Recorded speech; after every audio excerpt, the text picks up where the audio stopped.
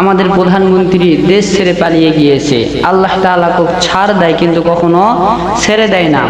নমরুদ মনে মনে চিন্তা করেছিল আল্লাহ তাআলা আমাকে ছাড় দিয়েছে, মনে হয় কখনো আল্লাহ তাআলার কাছে আমাকে যাইতে হবে না। কিন্তু বলেন তো দেখি, নমরুদ জীবিত আছে, ফেরাউন জীবিত আছে, কেউ আজকে জীবিত নাই। আল্লাহ তাআলা ছাড় দেয় কিন্তু কখনোই ছেড়ে দেয় নাই। নমরুদকেও একদিন না একদিন আল্লাহ তাআলা হত্যা করে ফেলাইছে, ফেরাউনকেও হত্যা করে ফেলাইছে। পৃথিবীর বুকে যত বড় বড় জালেম এসেছে, সমস্ত জালেমদেরকে আল্লাহ তাআলা হত্যা করে ফেলাইছেন। যখন জালেমের জুলুম বেড়ে যায়, যখন জালেমেরা জুলুম করতে করতে করতে করতে এমন পর্যায়ে চলে যায় যে তার জুলুমের হাতটা বেড়ে যায়, তখন আল্লাহ তাআলা সিদ্ধান্ত নিয়ে নেয় একে ধ্বংস করতে হবে। আমরা এখন একটা স্বাধীন দেশ পেয়েছি, যে দেশ দ্বিতীয়বার আবার স্বাধীন হয়েছে। মানুষের মনে এতটাই আনন্দ, মনে হয় মুসলমানদের ঘরে ঘরে, প্রত্যেকটা ঘরে ঘরে ঈদের আনন্দ। এরকম আনন্দ উৎসব মানুষ পালন করতেছে কেন?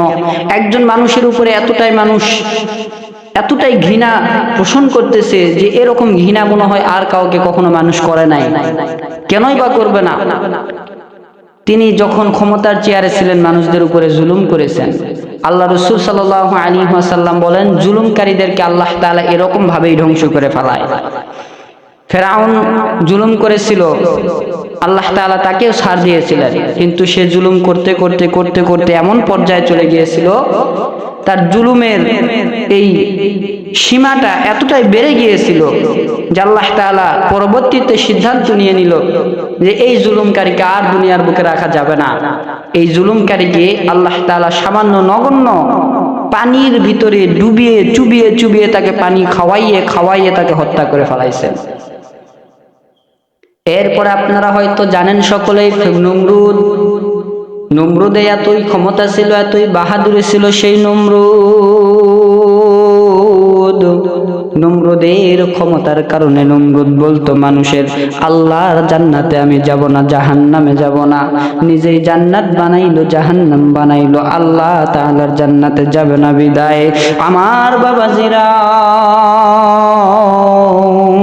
নিজে জান্নাত বানাইয়া জাহান্নাম বানাইয়া ওই জান্নাত জাহান্নামের ভেতরে ঢুকতে পারলো না। আমার আল্লাহ রব্বুল আলামিন এই সাদ্দাতকে দুনিয়া থেকে তুলিয়া নিল।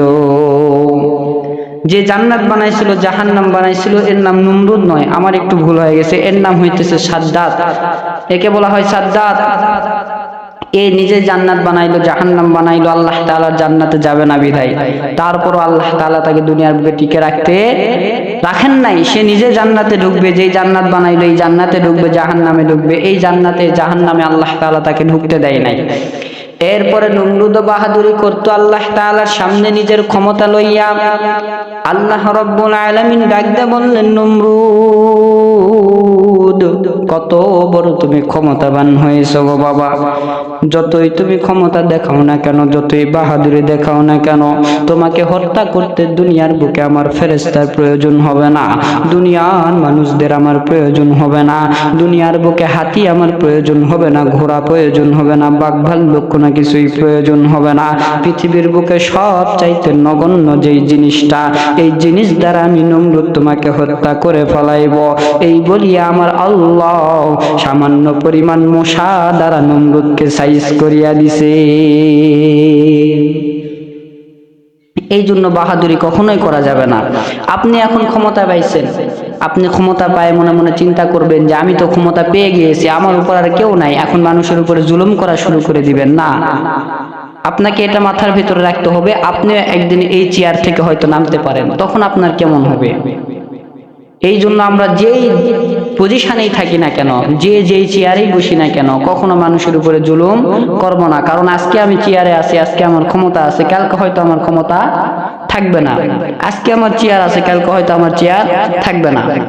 এই জন্য যখনই ক্ষমতাতে বসবো তখনই অপর ব্যক্তিদের উপরে জুলুম করা শুরু করে দেব, এটা কখনোই করা যাবে না। কারণ সবাই মানুষ, সবাই আপনাকে সমর্থন করে আপনার উপরে খুশি হয় আপনাকে চেয়ারে বসাইছে, এর জন্য আপনি সবার উপরে জুলুম করবেন, এটা কখনোই করা যাবে না। এখন তো দেশ স্বাধীন হয়ে গেছে, এই দেশ স্বাধীন হওয়ার পরে যে চেয়ারে বসবে সে আবার অপরজনকে যে জুলুম করবে, এটা কখনো করা যাবে না। কারণ তার আজকে চেয়ার আছে, হয়তো কালকে নাও থাকতে পারে।